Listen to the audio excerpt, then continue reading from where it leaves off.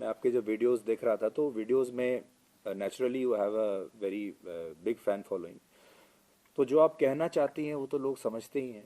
Second number पर जो लोग आपके बारे में जानना चाहते हैं वो ये, आप शादी कब करेंगी। फिर कुछ वीडियो में कुछ लोग ये भी लिखते हैं आपका बॉयफ्रेंड कौन है। और उसके बाद ऐसे लोगों का नंबर आता है जो ये चाहते हैं कि जो बड़े बुजुर्ग हैं कि हमारी बहू ऐसी हो हमारे घर के, या हमारे हमारे बेटे से इसकी शादी हो जाए। जी। तो ये सब चीज़ें आप तक पहुंचती हैं। अ, थोड़ा बहुत, बहुत ज़्यादा इंटेंस रूप में नहीं, क्योंकि जैसा कि मैंने कहा मेरी एक टीम है जो सोशल मीडिया हैंडल करती है।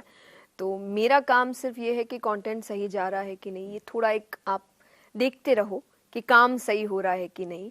बट बहुत अंदरूनी काम देखना डिटेल्ड वर्जन में वो मेरा काम है नहीं। तो इतने स्वाभाविक तौर से मेरे पास नहीं आती ये चीज़ें। बट हाँ, आप लोगों से मिलते हैं और ये मुझे लगता है एक जनरल चीज़ है। एक एज के बाद सोसाइटी की एक प्रेशर तैयार हो ही जाता है, शादी हो जानी चाहिए, हो जानी चाहिए। और अगर कोई आपको पसंद करते हैं फैमिली वाइज भी, तो वो अपनी बात सामने रखते ही है, तो मुझे उसमें कोई बुराई लगती नहीं है। बट हाँ, बहुत ज़्यादा एक प्रेशर कब होगी कब होगी। तो मैं अभी रिसेंटली मैंने कहीं पर ये बात कही थी कि अब इतना हो चुका है, शादी कब होगी। अभी तक तो मुझे लग रहा था मुझे करनी चाहिए, अब मुझे लगता है मुझे करनी ही नहीं चाहिए, क्योंकि इतने क्वेश्चंस आ गए कि मुझे अब तंग करने लगे क्वेश्चंस। क्योंकि पता नहीं, देखिए कब होगी, भगवान जाने कब होगी, जब लिखी है तब हो जाएगी। बट अभी ऐसा कोई प्लान है नहीं। अभी मैं बहुत ज़्यादा फोकस्ड हूँ अपने काम को लेकर, अपने प्रोजेक्ट्स को लेकर, और मेरे पास इतना समय नहीं है कि मैं दूसरी तरफ ये समय दे पाऊँ। आप 28 साल की हैं। 28 साल की कोई भी लड़की होती है तो एक तो उसके फैमिली से प्रेशर होता है कि शादी कर लो। और अगर पहले तो वो लड़का खुद ढूंढते हैं, फिर कहते हैं अगर नहीं मिल रहा है तो तुम अपनी पसंद से कोई लड़का ढूंढ सकते हो। तो आपके जीवन में क्या है, आप अरेंज मैरिज में विश्वास रखती हैं या आप खुद कोई लड़का अपनी पसंद से ढूंढना चाहेंगी। और आपकी एज में तो भारत की जितनी ज़्यादातर लड़कियां, एवरीबडी हैज़ अ फ्रेंड और हैज़ अ बॉयफ्रेंड। तो आपके जीवन में ऐसा फेज नहीं आया।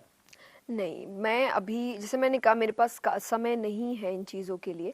और इन दोनों को, चाहे अरेंज मैरिज है या लव मैरिज है, मैं दोनों में ही, मुझे कोई प्रॉब्लम नहीं है। जैसा मैंने कहा, मैंने बहुत कुछ प्लान करके नहीं रखा है, देखते हैं क्या होता है। और मेरी फैमिली की तरफ से भी मुझे किसी भी तौर पे कोई प्रेशर नहीं है। वो बहुत खुश है कि मैं खुश हूँ। उनका अल्टीमेट मोटिव यही है कि ये खुश रहनी चाहिए, जैसे भी रहे। तो मुझे बहुत भगवान की कृपा से अच्छी फैमिली मिली है, जो मुझे बिल्कुल भी प्रेशराइज नहीं करती किसी चीज़ के लिए। मेरे डिसीजंस मेरे हैं, मेरी अपनी फ्रीडम है, मेरी अपनी ज़िंदगी है, और उसके लाइफ में मुझे क्या क्या करना चाहिए, डिसीजन मेकिंग भी उन्होंने मुझे ही दी दे कर वैसे रखा है। आपकी मैच मेकिंग ऑलरेडी शुरू हो चुकी है। बहुत सारे लोग आपको धीरेन्द्र शास्त्री से भी जोड़कर देखते हैं और वो भी कुछ कुछ कहते रहते हैं, फिर आपके सामने भी कुछ कुछ ऐसी बातें आती हैं। तो इसमें कितनी सच्चाई है। बिल्कुल भी सच्चाई नहीं है। और आई थिंक कुछ समय पहले ही मेरी दो तीन जर्नलिस्ट से भी बात हो रही थी, जब बहुत ज़्यादा इस चीज़ को बढ़ावा दिया गया था। आई हैव ज़ीरो आइडिया ये कैसे हुआ, क्योंकि मैं उनसे कभी नहीं मिली हूँ, मैंने उनको कभी देखा नहीं है, मैंने इतना मैंने कुछ भी जाना नहीं है उनके बारे में।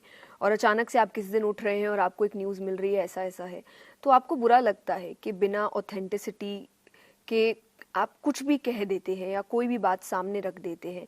तो ये फिर आपको समझ, मुझे हर चीज़ में अपना काम नज़र आता है, तो मुझे लगा ये एक टॉपिक हो सकता है अब मेरे नेक्स्ट सेशंस के लिए, कि जब तक आपको किसी के बारे में सब कुछ सच नहीं पता हो और डायरेक्टली उसी इंसान से, आपको उनके बारे में बात नहीं करनी चाहिए।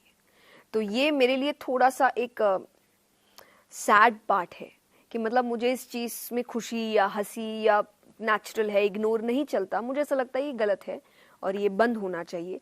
मुझे, क्योंकि मैं बहुत ज़्यादा अध्यात्म में जुड़ गई हूँ, शायद मेंटली इतना फ़र्क ना पड़े, बट एक नॉर्मल लड़की होगी या नॉर्मल इंसान होगा, उसको फ़र्क पड़ेगा। उसके लिए ये बड़ी बात होगी, उस पर एक सोसाइटी का अलग प्रेशर होगा, उसकी फैमिली पर होगा। तो ये बंद होना चाहिए कि आपको जब तक उस इंसान से डायरेक्टली खबर ना मिली हो, तो आप कुछ भी ऐसी बातें ना तो आप उड़ाएं। ऐसे सारे लोगों को आज बता सकती हैं जो आपको सुन रहे हैं कि उन्हें ये कि दुष्प्रचार ऐसा, बंद करना हाँ चाहिए। जी, बिल्कुल बंद करना चाहिए। ये किसी भी व्यक्ति के लिए अच्छा नहीं होता है, सिर्फ पर्टिकुलरली मेरे या उनके या किसी के लिए भी, ये किसी के लिए अच्छा नहीं होता है। आप जब होगी, और मैं बहुत ओपन हूँ इस चीज़ को लेकर, मैंने हमेशा कहा है कि जब होगी तो बिल्कुल बता दी जाएगी, एकदम छुपा के नहीं रखा जाएगा, क्योंकि ये छुपने वाली चीज़ नहीं है। जिस दिन होगी पहले टाइम आपके पास ये खबर आ जाएगी। और अभी टाइम है, अभी ऐसा कुछ है नहीं, अभी बहुत काम कर रहे हैं और आपके लिए ही कर रहे हैं। तो आप ही क्यों मुझे डिस्ट्रैक्ट करने की कोशिश कर रहे हैं। सो प्लीज़ आप इन चीज़ों पर, और जो कर रहे हैं मैं उन्हें नहीं कहूँगी, बट रादर जो देख रहे हैं उन्हें कहूँगी कि आप मत देखिए, आप इन चीज़ों पर ध्यान मत दीजिए। तो ज़्यादा मैं हमेशा कहती हूँ कि बुरे बनने की ज़रूरत नहीं है किसी चीज़ को इग्नोर करने के लिए, बस इग्नोर कर दीजिए, हिस्सा मत बनिए उन चीज़ का, हिंसा करने की ज़रूरत नहीं है, हिस्सा बनना बंद कर दो। सोशल मीडिया एक दुधारू तलवार की तरह है, और इसके दो हिस्से होते हैं। जैसे हम कहेंगे सोशल मीडिया का ब्लैक भी है और वाइट भी है।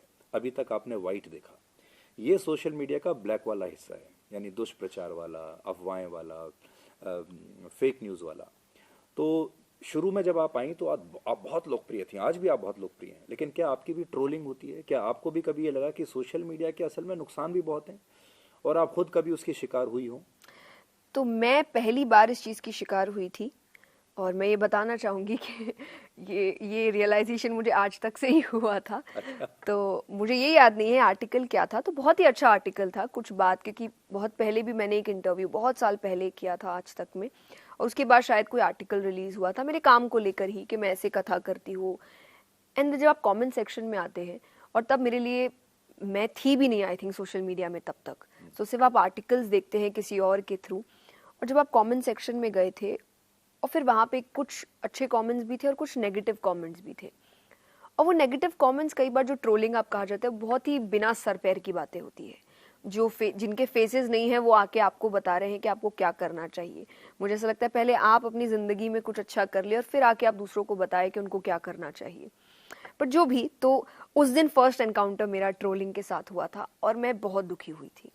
मतलब मुझे आज भी याद है, मैं फ़्लाइट में थी और मैं अपने पापा के साथ थी, और मैं वहीं पर मैं रोने लग गई थी कि मैंने तो कुछ भी गलत नहीं बोला, तो ये ऐसे क्यों बोल रहे हैं कि मैंने इनको तो कुछ भी डायरेक्टली इनके साथ कुछ गलत नहीं किया, और मैं अपने काम में भी कुछ गलत नहीं कर रही हूँ। I am being so honest, I am working so hard, मैं दिन रात मेहनत कर रही हूँ। तो तब शायद ये पहला रियलाइजेशन हुआ था कि दुनिया में कोई भी चीज़ का सिर्फ एक पहलू नहीं होता, अच्छा होता है, बुरा होता है, आपको सुख भी मिलेगा, दुख भी मिलेगा। अगर आपको अप्रिशिएट किया जा रहा है तो आपको ट्रोल भी किया जाएगा। तो वो उसके बाद शायद अब आई एम वेरी नॉर्मल, अब मुझे इतना फ़र्क ही नहीं पड़ता इन चीज़ों से। मेरा ध्यान मेरे काम पर है कि बाकी जिनको अच्छा लग रहा है उनको अच्छा लगेगा, और जिनको नहीं लग रहा है आप जान भी दे दो तो वो कहेंगे मन से जान नहीं दिया, फ़र्क हो नहीं सकता है इस पड़ता। इंटरव्यू के बाद भी आपकी ट्रोलिंग हो, बिल्कुल, आई एम क्या कह ओके, सकते हैं। कोई बात नहीं। आप न्यूज़ देखती हैं? जब आप अपना काम नहीं कर रही होती हैं तो आप क्या देखती हैं? फिल्में देखती हैं, न्यूज़ देखती हैं, क्या करती हैं जो आपको पसंद हो?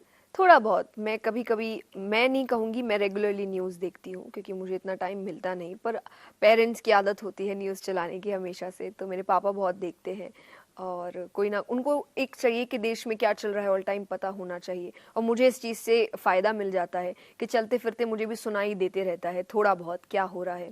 बट हाँ, मैं रेगुलरली नहीं देखती, और मैं रेगुलरली कुछ भी नहीं देखती। तो जिस वक्त जिस चीज़ का मूड होता है वो, तो कभी आपको बहुत ज़्यादा एंटरटेनमेंट, तो फिल्में भी देख लेते हैं, कई बार आप वेब सीरीज़ देख लेते हैं, कई बार आप कॉमेडी के वीडियोस लगा लेते हैं कि आज आपको हंसने का मन है। तो मूड पे डिपेंड करता है क्योंकि समय कम होता है, और उस समय में मुझे ऐसा लगता है मुझे जिस चीज़ की ज़रूरत है मैं सिर्फ उतना ही देखूँ तो मेरे लिए ज़्यादा अच्छा होगा। आपने ओटीटी की बात की।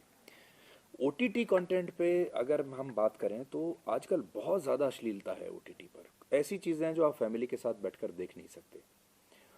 ये क्यों हो रहा है? सी अच्छा बुरा सही गलत होता रहेगा, चॉइस आपकी है, दिखता मुझे भी है, बट मैं क्या चूज़ कर रही हूँ मुझ पे डिपेंड करता है। जब आप एक डेमोक्रेटिक कंट्री में रहते हैं और जब तक आप लॉ नहीं तोड़ रहे हैं, आई डोंट थिंक आप किसी को कुछ बोल सकते हैं। वो उनकी ज़िंदगी, उनका प्लेटफॉर्म है, उनके लिए जजेस बैठे हैं जो बता रहे हैं कितना डलना चाहिए कितना नहीं। उसके बीच अगर मैं आके कहूँ कि आप ये गलत कर रहे हैं, तो वो मुझसे यही कहेंगे कि हम लॉ के अंदर रहकर काम कर रहे हैं और हमें लॉ इस चीज़ की आज़ादी देता है।